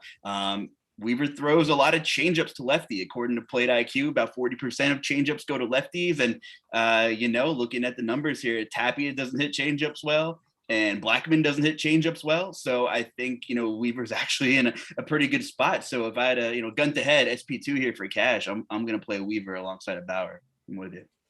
Yeah, what about in tournaments? Like, is there merit to going together? I guess I want to hear your thoughts on Asley, because I looked into him a decent amount, looked into his Vegas odds. His pitching prop is set, I think, at like 6.5 in some spots, 5.5 in others. And it just seems like it's too high. He's had 3 matchups this year. Is that going strikeouts? Up. Yeah. 6.5 strikeouts? Oh, yeah. It might have gotten taken down real quick. I think I saw it starting there. I'm going to check out the handy dandy scores and odds tool to see what it's at right now. But I know I hit it at 5.5 and took the under. It looks like it's at 5.5 now with a little bit of heavier juice on the over, which I think the under is the better play there. Like easily. Yeah. Like it's super interesting that people just look at his numbers and be like, oh, he's got a little bit more control this year. Well, he's gone up against Milwaukee, that's his 3 starts. So Milwaukee's obviously been a trash line, but maybe at the first start, Yelich might have been in there, but they're just not a great lineup overall, and they don't really have a single redeeming quality. They strike out at a high pace. They don't really walk a ton outside of Vogelbach if he's in there, Narvaez if he's in there. But they just overall a bad lineup. So looking at his numbers so far this season are not anything to write home about. And I get that last season he wasn't terrible. We didn't have a huge sample size of him then, but he still walked guys at a 15% clip and was giving up a lot of hard contact. So to me, he seems like a guy that I fully want to fade in tournaments. Yes, the strikeout rate's there, and yes, you can chase it. But do you guys have any interest in him at all? Like, I know he has a little bit longer leash too. He got up to 80 pitches, but I don't know if he's going to go much further than that. And this is a lineup in Atlanta that knows how to work the count for the most part, especially the top 4 or 5 in the lineup. It's a bullpen game, so when they actually do need a pinch hit, they'll probably pinch hit for the pitcher. So that gets one of those at-bats likely for Asley against the pitcher just gone and going up against a decent hitter. So do you guys have any interest? We'll start off with you, Carlucci. I really don't. You made a lot of good points for me. I'm sure we'll get to him momentarily, but I've been trying to buy myself into Kyle Gibson for tournaments as SP2. And we'll get to Gibson shortly, but no, I'm out, and Asley, as you said too. Cardi? Yeah, I have zero interest, especially at projected 23% ownership. Like one of the 4 chalkiest pitchers on this slate, like I would be so under on him. And you kind of alluded to it, but I think the biggest knock against him, both for DFS and for that K prop, is the leash. Like, this is not a guy who goes deep into games. He doesn't have a long leash. He's like a 75 pitch guy in a normal start. And today he's facing a good offense with 80-degree temperatures. Like, this could very easily be a 3 or 4 inning outing for him. And I'm just not here for that at all. Yeah, well, it's good to know. Glad we're on the same page. Yeah, Carlucci, go ahead and lead it off about Gibson. Obviously a guy that doesn't strike out a ton of guys, gets a lot of ground balls, going up against a tough matchup in Boston, but no one really has a great matchup on the board outside of Weaver and outside of Bauer, which they're going to be the two chalkiest pitchers on the slate. Why are you looking at Gibson in the spot? Yeah, that's kind of it. I mean, if we had more options, maybe I wouldn't be looking at Gibson. But he surprised me a little bit this year, and I think he's mixing up his pitches a little bit. He's throwing a cutter for the first time since 2017, about 15% of the time. And while it's not an overwhelming amount, I mean, it's just another pitch to add into the mix about a sixth of the time, and it's been pretty effective. I mean, we know he's a big sinker ball pitcher. You said about ground ball outs, but I think if the sinker's working and he's mixing his pitches, and we know he has a decent slider, that's nothing new. But in terms of just getting through a bunch of innings, I think you can eliminate 2 pitchers in the bullpen game, perhaps, if that outcome happens. So, who else do you have on the slate at that point? There's a chance he outscores a Luke Weaver at half the ownership if he gets through 6 and maybe gets to 7 innings. So it really is kind of like, I'm hoping he just eats a bunch of innings and got the ground ball game working, maybe 4 to 5 Ks if we're lucky. And, I don't love it, but, what do you love on this slate outside of Bauer? There's really not much there. So I'm okay. I mean, Gibson's flashed some upside this year, and I'm probably going to roll the dice on him alongside of Bauer for my tournament teams. Yeah, Gardy. Yeah, I'm totally fine with Gibson. Like we're saying, like there's not a lot on this slate to like, so you kind of got to just pick guys because they're there. So like Boston is out of Fenway. Gibson is one of the more talented pitchers on this slate. I think he's totally fine. I think Martin Perez is a really good play on this slate. I mentioned earlier, like he projects as the top point per dollar guy on this slate. If there was more to spend on offense, he might be a cash play, but he's, not only just top point per dollar, like after Bauer and Weaver, he's the next best guy on this slate in terms of projection. And he's the cheapest. So he makes a lot of sense. I think he's great for GPPs. The guys that I'm for sure ruling out are Alzolay and Bryce Wilson. I think they're both completely out for me. I think you can make a case for any of the others. Lauer and Senzatella more because of ownership and just like YOLOing this slate than anything else, but I think they're fine for that reason. Yeah, no, I mean, let's talk about Senzatella a little bit. Like, yeah, normally a guy we don't want to play, but this Arizona lineup isn't anything great. Like, the dome is open is what's worrying me. Arizona is going to be a chalkier team. Senzatella, obviously not a good pitcher, doesn't get a lot of strikeouts, but also a guy that can just get through a game. I mean, he already played them once this year in Coors, and he put up 24 points. He hasn't pitched much away from Coors this year, only one game, and that was against the Dodgers. He could potentially end up with 5 strikeouts over 6-7 innings and put up a pretty decent outing. Like, I don't want to play Senzatella, but again, in tournaments, I can't find anything else. Like, Gibson's fine, but he's going to be heavier owned. Perez is fine, but he's going to be way heavier owned than Senzatella. It's just based on game theory. And it looks like the Diamondbacks are going to be the chalkiest stack on the slate, which I thought people would be a little bit scared of. But realistically, I don't know if they're worth it at that ownership. But yeah, Carlucci, you got any thoughts on Senzatella? Well, just kind of maybe killing 2 birds with 1 stone here. I kind of like the idea of playing the Diamondbacks on FanDuel with Bauer and maybe leaving a little bit of money on the table since you could fit anybody in anyway. On on FanDuel, we only have 1 Diamondback projected over 20% ownership, and that's Drupal Cabrera. And that's largely in part due to the pricing algorithms broken on FanDuel. We all know that you can play whoever you want all the time. So, I'm looking at Peralta under 20%, Escobar at 20%, and we're talking about a 4-gamer And when you look at these other games where you have a bunch of the Atlanta guys and Acuna coming in at God knows what percent, we have him in the 40s right now, probably be a little bit higher and things like that. I think that's my favorite way to differentiate myself. I think you got to go full stack here. There's nobody with crazy raw power. Escobar once in a while does his thing, but I like the full Rocky stack on FanDuel. It's just funny how both sites are so different because, like you said, they'll be very popular in DraftKings, but on FanDuel, if you can work in some of these Braves with Trevor Bauer, people are going to flock to it and go that way. So it's kind of my spin there for the Diamondbacks in general. Yeah. All right. Last up, we'll get to the last two pitchers and then get some hitting because I can't spend any more time on this trash pitching slate. Perez or Lauer, like the cheap guys on the slate. Any interest in either of them? I mean, Lauer's obviously got a tough matchup, doesn't have a terribly long leash. Going up against the Dodgers, Perez going up against a high strikeout Rangers team, but probably going to be 32%. I'm probably fading both of them. I just don't think either of them are worth it at all. Do either of you have any interest in them at all? Yeah, I mean, I talked about Perez before. I think Perez is super underpriced on this slate. I think Perez is a great play. I think the matchup's really good. Big park upgrade for him. Fairly strikeout-prone Texas offense. Looks like they project 4th on this slate in terms of strikeout. Nope, 2nd on this slate. Colorado's the only team that's more strikeout heavy on this slate than Texas, and most of their best hitters are lefties. He's going to have the platoon advantage against Gallo, against Lau, against Dahl. So I think Perez is a really strong play, and Lauer at 2% ownership, go right ahead on this slate. Yeah, I agree on DK. He's underpriced and made a lot of good points about the matchup and the lefties in that lineup. On FanDuel, really probably no reason to go there unless you want to have a couple of different combinations there to differentiate yourself. But I agree with Derek for the most part. Yep. All right, let's move on over to catcher because this is just gross to me. But we'll start gross, so let's talk about catcher. Sure, Grant, that'll be better. There's one good catcher on the slate.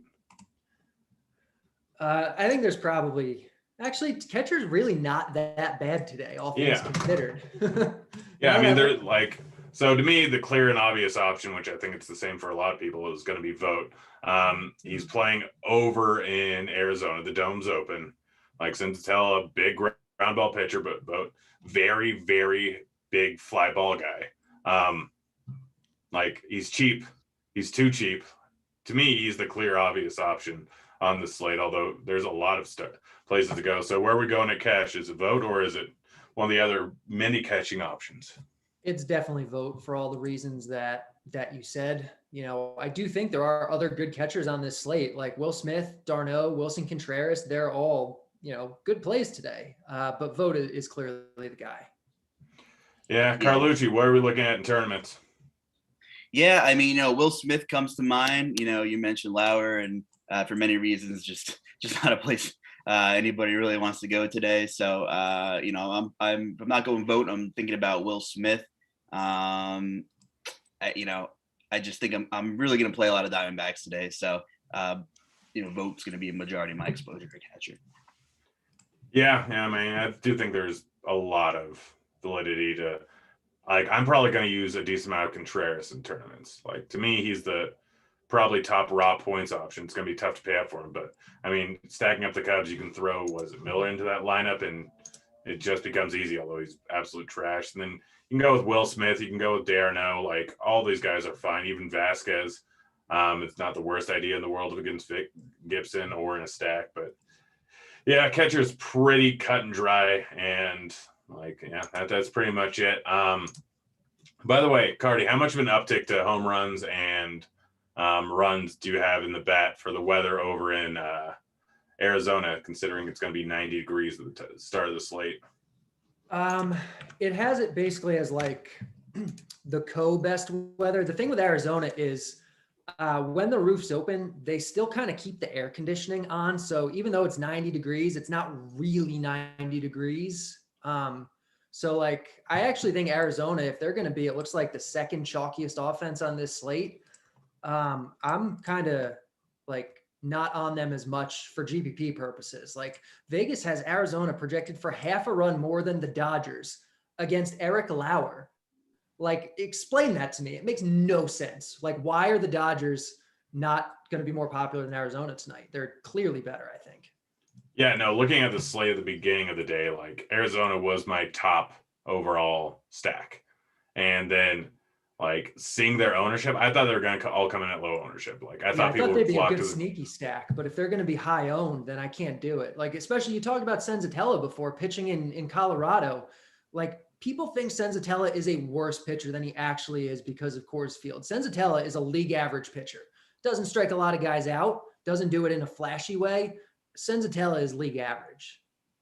Yeah. He's not a bad pitcher. Yeah, he's really, yeah, that's it. Basically, like, they don't want actually any great pitchers because he's just a guy that pretty much throws fastball, changeup, like, pitches the contact. It's kind of what you end up doing over in Coors for a lot of guys. But first base, like, are we paying up for Freeman or are we spending a little bit less money on Rizzo, Cardi, for cash? I prefer Rizzo. Not that I don't like Freeman. Like, I think the Braves are the top offense tonight. But Rizzo, you get a pretty steep discount here.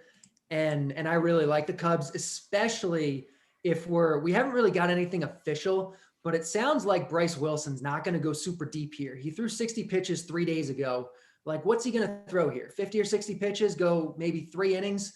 And then I think probably, I mean, again, we don't know. I think we're probably getting some Josh Tomlin after that. And that's what I'm interested in, because Tomlin is not good. Tomlin allows fly How long do you balls. think he's going to go? He hasn't gone over 2 innings. Like, I guess he hasn't really been used for long relief. But Tomlin, yeah, we do know he's a guy that can go give up some bombs. Like, how long do you think he's going to end up being in the game if he does get put in there after Wilson? I mean, 2 innings maybe, could see him for 3, but I do think there's a good chance they get to him. And I think it's good game conditions regardless. Like you mentioned the heat in Arizona, but it's 80 degrees in Atlanta. You know, it's, I think, effectively about the same temperature as Arizona. And those are clearly the 2 top on the slate. So I like that game a lot. And I think the discount on Rizzo is really nice. Yeah. Carlucci, where are we looking at for tournaments? Yeah, I love the Rizzo idea. You know, leading off, lefty, you know, Tomlin's most likely we think is going to come in. That's kind of what the buzz is, you know, and you're guaranteed a couple innings there. So I like the Rizzo call, getting a discount on DK. And, you know, you mentioned Contreras. So, I mean, there you have a little 1-2 right there. And Matt Duffy seems to be a decent point per dollar option, of course, on this slate where there's only a couple of teams and not a lot of options. But, you know, if you're playing Bauer, you know, I like this little Cub stack up front. Knowing that we'll likely see some Josh Tomlin, you know, 41% fly ball pitcher last couple of seasons. And I kind of, you know, I'm working on some Rizzo exposure, jacking that up, you know, as we speak right now. Yeah. I mean, Rizzo, Cubs just straight up are my favorite stack on the slate by a pretty wide margin. Like, it's that simple. Like, I think they're the best stack for tournaments. I think they're going to come in at low ownership. Duffy, like, what's Duffy's pitch hit risk, by the way, Cardi? Give me a second to pull that up. I don't think it's super high. Yeah. But yeah, looking at the rest of the first baseman, like, I think you could potentially go low. 7%. That's nothing. Yeah. All right, we're good there. You can potentially go low there at 4.1K as a contrarian option. Crone, obviously, going up against Weaver, a guy that gives up a decent amount of fly balls, is probably the pivot off of Rizzo. Like, honestly, like, Colorado's trash, and they're just trash. But there are a few decent bats in that lineup. The problem is the other bats in that lineup are not good. I mean, we haven't gotten that lineup yet, but Crone, McMahon, Story, Blackman are all pretty decent bats. It's just Fuentes, Nunez, Hilliard, not good bats, and then Tapia is just all right. So, like, the reason why, and they have a 4 implied team total. Like, realistically, they're not far behind a lot of these teams on the slate. They are the lowest outside of the Brewers in terms of team total, but they're not that far behind everyone. Like, and they're going to come in at drastically lower ownership. I mean, Blackman will be kind of chalky at 15%, but everyone else is going to be lower owned outside of maybe Story. But let's move on to second base here. Cardi, One second, because I completely agree. The other thing that works with that is if Weaver is going to be chalky, you're going to get that leverage off of him. So Cheese loves that word. Cheese absolutely loves that word. I know he loves it, but when you use it properly, it is a good word and it does make sense and it applies here. And so, yeah, I'm all about a Colorado stack tonight. Yeah, I like it. Well, so at second base, are we going McMahon? Are we going Escobar? Are we paying down to second base, Cardi, for cash? For cash, I think there's a few different ways you can go, but I think Escobar is a really good value here. I think Max Muncy, even though it's lefty, like I think people are maybe shortchanging the Dodgers a little bit tonight. Like this is still the best offense in baseball. They're facing a bad pitcher in Lauer. It's a good home run park, especially for lefties. So even lefty for Muncy. Like I like him quite a bit. I like Escobar. I think that's probably the move in cash, one of those two. Just so you know, I think I don't know if you looked at the lineup. Van Meter, I think, is batting second. Yeah, for Arizona. He's 2.8K. Van Meter's super cheap. He's a great play over there. And he's 2.8K over on DK. Oh, is he? Yeah. So that lineup just came out before we hopped on the air.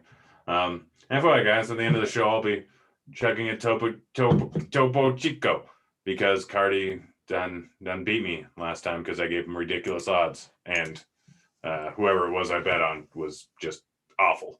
Carlucci, where are we looking at in tournaments? Yeah, I think you made a good call with Escobar for cash at second base. By the way, his ownership is almost twice that projected of Albies, which is crazy. And Muncy coming in at 12%. So I think Muncy's a great call, like you said. Bad pitcher, lefty, don't really care that much. But as much as we talked about Luke Weaver, we talked about how bad the Rockies are, seeing McMahon under 10% on DK, and of course you're paying up a little bit there. But you use the phrase leverage, which Cheese loves, or what do they call it? Lap the field. Is that another phrase everybody loves? So this Colorado team is alive a little bit here. I like getting some of these Rockies dirt cheap. I think second base could be a move, paying up. 7% we haven't projected at McMahon under there. Oh my good Lord. So get that lefty righty matchup as well. So that's where I'm at second base. Although, I will be running, I like the Cubs. You mentioned the Cubs, one of your favorite stacks. So, I just might be running some one-off action here with McMahon. Yeah. All right. Third base. If we're throwing Escobar in at second, who are we throwing in at third, Cardi, for cash? I think there's a lot of different ways you can go. And now that Van Meter's in play, like I think Escobar playing him at third is totally viable here. I think Matt Duffy, you mentioned him at first, but I like him more at third here. He's 2.4K hitting third for this Cubs offense that we really like tonight. So I think Duffy is a really good play. I think Escobar is a really good play. I think going up to Bryant is totally fine. He might be, I think, maybe one of the more overlooked pieces of the Cubs tonight. So I do like Bryant quite a bit. And in your Dodger stacks, Turner, in your Rocky stacks, McMahon, that kind of thing. All right, Carlucci. Yeah, I'm with you. I was going to mention Chris Bryant, super low ownership, a lot of different ways to go here, a lot of good options. And of course, Justin Turner on a 4-gamer against a terrible pitcher. Bryant and Turner are my favorite plays outside of Escobar and what my Arizona stacks will be. Just, hate seeing that ownership up that I haven't played tournaments, but, he'll be a part of a lot of my Diamondback stacks. Let's move on to short. We're paying up a Seager, Cardi? I think if you can do it, that's what you want to do. Again, similar to Muncy, it's a lefty matchup, but it's still the Dodgers. It's a small slate. Lauer's split is basically neutral anyway, so I really think getting up to Seager is the move if you can do it. There are cheaper guys you can play. Swanson's fine. Josh Rojas is fine. Nico Horner is fine. But I really like getting to Seager. All right. Carlucci? Yeah, I kind of like Javier Baez under 10%. There aren't many super sneaky spots on this slate, but we're talking Cubs, and this is a guy that's going completely overlooked here. I'm in on Baez tonight, and not going to be a one-off play for me. Obviously, I'm going to load up on Baez on my Cubs lineups. All right. Outfield, where are we looking, Cardi? I realized we were going a little bit too slow, so I sped things up. Top outfielder is clearly Acuna. He's very, very easy to get on FanDuel. Not as easy to get on DraftKings. It's doable, but I don't think he's necessary. But on FanDuel, Acuna and Ozuna are both just like they're just so easy to get. They're both awesome plays. But on DraftKings, I think I like the Dodgers and the Cubs outfielders a little bit more. You save $400 on Acuna with Mookie Betts. I think it's totally fine to do that if you want to. We got Chris Bryant in the outfield here. For the Cubs, again, Chris Bryant, Jake Marisnick's 2,800. Like, I think he's totally fine as a way to save a little bit of money here. AJ Pollock, I think, is going to be a good value play. Yeah, that's kind of my cash core. Maybe Jason Hayward, he's cheap too for the Cubs. Those types of guys are the guys that I'm looking at. Carlucci. Yeah, I mean, you made a lot of good points here. FanDuel is just too easy to get whoever you want. Ozuna is terribly mispriced over there on FanDuel. I think he's 2,800 or something like that, which is just ridiculous. But yeah, I mean, another guy, I don't mind Joey Gallo. I know it's a lefty, but we know what his upside is, and it's a 4-game slate. Another guy, I talked about Kyle Gibson, but if I'm not running Gibson, I kind of don't mind Alex Vertigo for tournaments. We know Gibson throws a lot of sinkers, and that's fine. That's who he is, and he's a ground ball pitcher. But Vertigo hits him well, and with 390 ISO since 2016 against sinkers and a 52% hard hit. So I think Vertigo's sneaky, and if I'm gonna run a couple of Boston stacks, I'm definitely interested in Vertigo, and probably try to pair him up with Devers. I like it. Let's talk stacks. Like I already said, I'm probably only going on the Braves, the Cubs, and the Rockies. I don't mind the Dodgers or Rangers, but to me, Cubs are the clear top stack on the slate. I'm going 100% on them, just because ownership is a thing, and they look terribly underowned. Even though they have Duffy in their lineup, I still think they're going to be the lowest owned stack on the slate outside of Milwaukee. And that's just absolutely silly to me. So I plan on going all in on the Cubs. What stacks are you looking at, Gardy? What does the bat have? Is a little bit undervalued on the slate? Yeah, the bat really likes the Cubs. It has the Cubs in Atlanta projected for basically tied for the most runs on the slate, both kind of close to 5 runs. So I like Atlanta, but they're going to be high owned for good reason. The Cubs are going to be overlooked. They're an awesome play. And then I think if you want to kind of get weird, like I think Arizona looks like they're going to be over-owned at this point. I like the Dodgers, and I think you can definitely play Cheese's favorite word, leverage stacks here with Colorado and maybe to a lesser extent Texas. Like they're both going to be really low owned, and you're going to get leverage off of potentially 2 of the chalkier pitchers on the slate. All right, Carlucci, what are you looking at? I mean, can I beat a dead horse here and just bring up the Cubs again? I mean, just they're kind of getting disrespected on this 4-gamer. We talked about a couple of average pitchers. I mean, outside of Bauer, most of them are just completely average. And we know what we're getting out of Atlanta for the most part, a couple innings out of Bryce Wilson, maybe. And then Tomlin's probably kind of come in and might be a long relief game. And looking at these ownerships, especially on FanDuel, where you can fit everybody, still the Cubs are just an afterthought. I mean, Rizzo 10% projected, Baez under 10%, Chris Bryant 10%, Contreras 4%. Oh, no one wants to play the catcher when you have the first base option, but look at these ownerships. That's where it's at. That's where the Kool-Aid is that I'm drinking on the slate for tournaments, especially on FanDuel. I like it. You get ready to get to questions, and I should probably finish off this water so I can pour in my Topo Chico, which is they're actually pretty good. I got strawberry guava. I'm a hard seltzer connoisseur, if you will. All right, let's start off with the first question. Either of you guys, Boston stack and play? It's hard to say anybody's not in play tonight, I guess. Like, I can't make an argument against pretty much anybody, but I do like those lefties that I mentioned. Vertigo, I like Devers. If you want to find a third piece, I really can't argue with that. Cardi?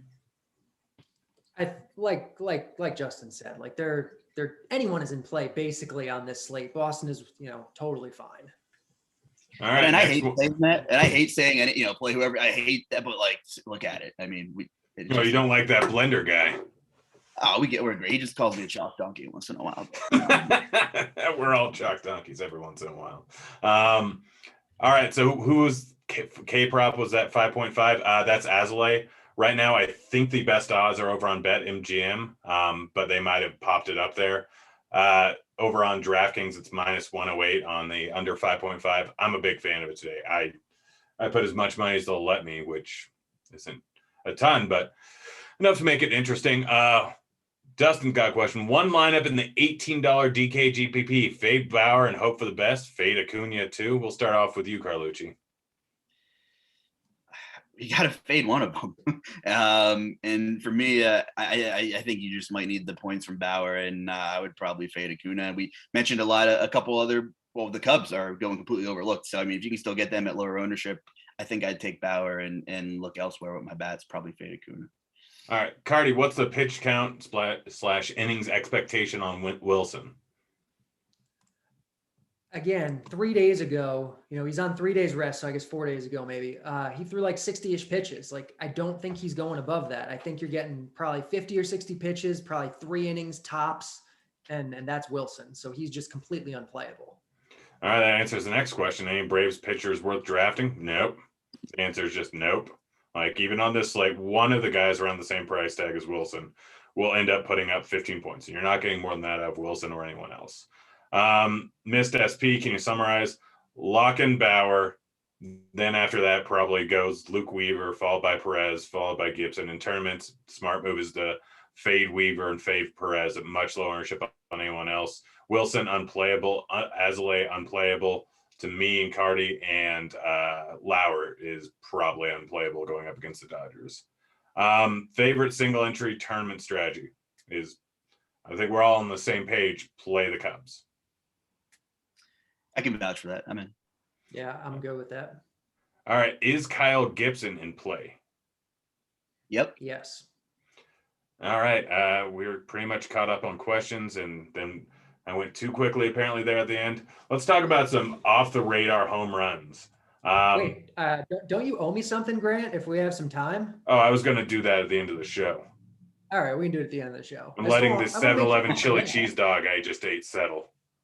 Oh, that's perfect. What a combo.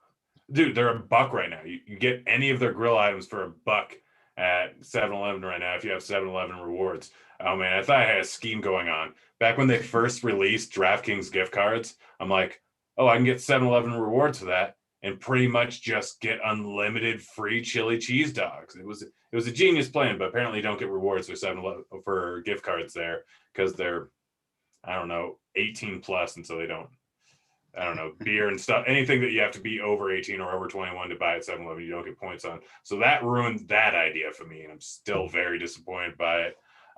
Either of you, any interest in the Milwaukee stack? I have zero interest at all. I think that's one of the few things on this slate that's just, it's too gross. It's trying to get too cute. Yeah, you couldn't pay me to play Milwaukee tonight. Yeah. All right. I don't have you been. Yep. No more questions right now. I want to talk with some sneaky home runs. You guys got a sneaky home run guy? I think mine today is Hayward. I don't think he's going to be heavily owned. He's 3.2K, so he's a pivot off of Blackman or any of the other cheaper outfielders on the slate that are probably going to come in at 2 to 3 times the ownership. Like, he's going up against Tomlin, Bryce Wilson, and then it's not a great bullpen. He grades out as a decent play today. I think Hayward's my sneaky home run call today.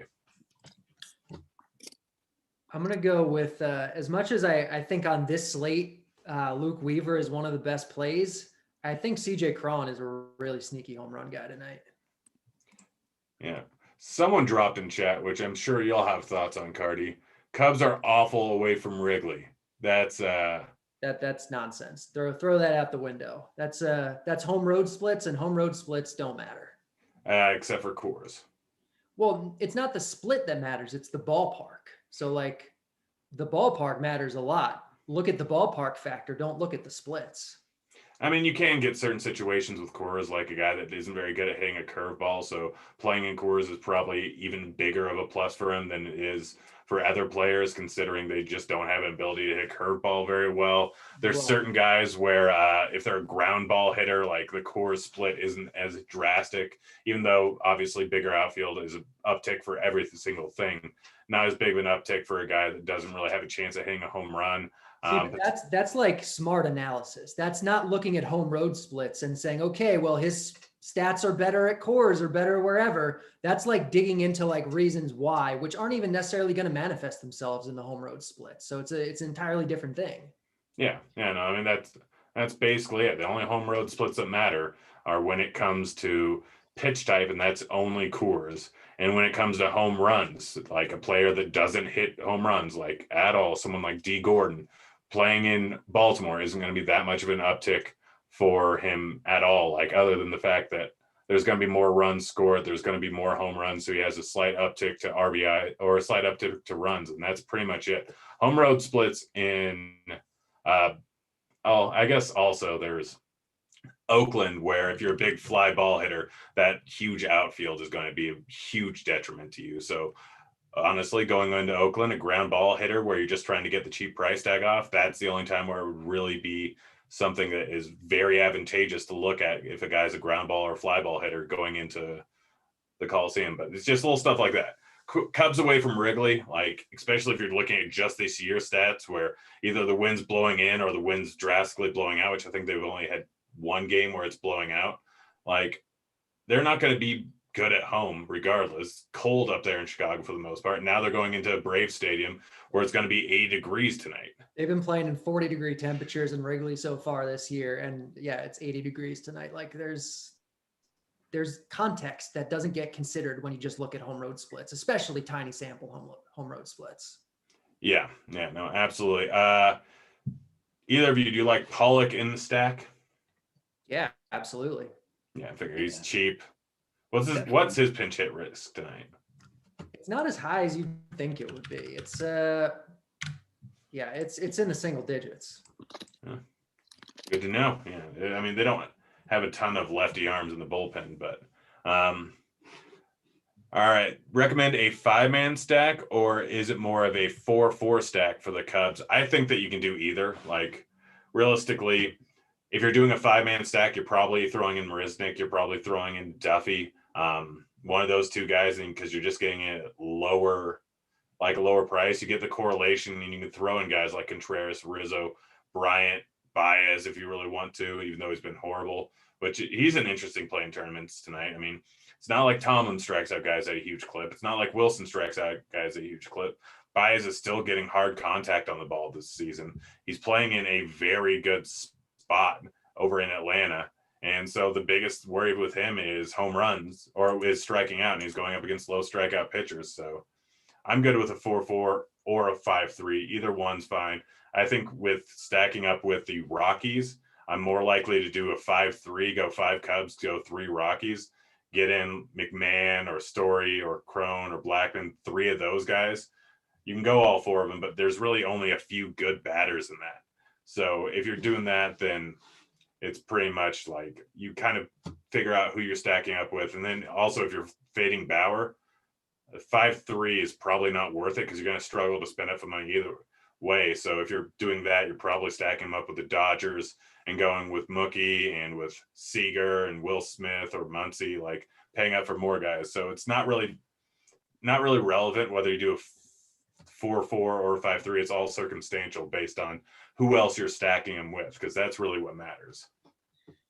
Can I make just a disgusting home run call? And you guys might never let me back on the show after this, so might as well just smoke them if you got them kind of thing. But totally no one's going to have him as Dom Nunez in this Colorado game we've called. 17 home runs in 2019 at AAA Albuquerque. He is crushing fastballs this year. That's what Luke Weaver's throwing. 58% hard hit against fastballs this year and a 559 ISO. So listen, I don't love it. I don't love anything on this slate outside of Bauer and the Cubs though. So if I have a one-off situation, I might throw some Don Nunez out there, and I'll enjoy it when you guys never invite me back on the show because I'm touting Don Nunez here on Grinderslive. I mean, I have no problem with that. You're right. Like Weaver is a fly ball pitcher. Like he gives up a lot of hard contact. Nunez on the season so far for his righties, a 40% hard hit rate. Like, so the fact that he's not a huge fly ball guy, and yes, he did end up having a decent amount of home runs in AAA. It's because small sample. I get it, small sample, but you know. No, I'm agreeing with you. Like he had a decent amount of home. Like he can hit the ball hard. It's more about launch angle. I mean, he's a big line drive guy, decent ground ball guy. Like he doesn't get the ball up in the air, and he's going up against a pitcher that they are able to get the ball up in the air on. I mean, looking at his numbers versus lefties, a 4% or 40% fly ball rate since the beginning of last year. Again, it's going to be hot there. Although Cardi says they air conditioning it. It's still going to be hot. Yeah, I mean, it's not the normal 120 degrees Arizona. It is a dry heat, but yeah, no, I actually don't mind that call at all. That's a solid one. Better play for the Dodgers stack, Seager or Muncy? I'm on Seager slightly. Seager. Yeah, I'm with you guys, Seager. What's your best 4 D-backs in FanDuel GPP? Carlucci, you were the one that was talking about Diamondbacks on FanDuel, so you go ahead and lead that one. Yeah, I like Escobar tonight. And I don't know why I play FanDuel so much because you just get whoever you want.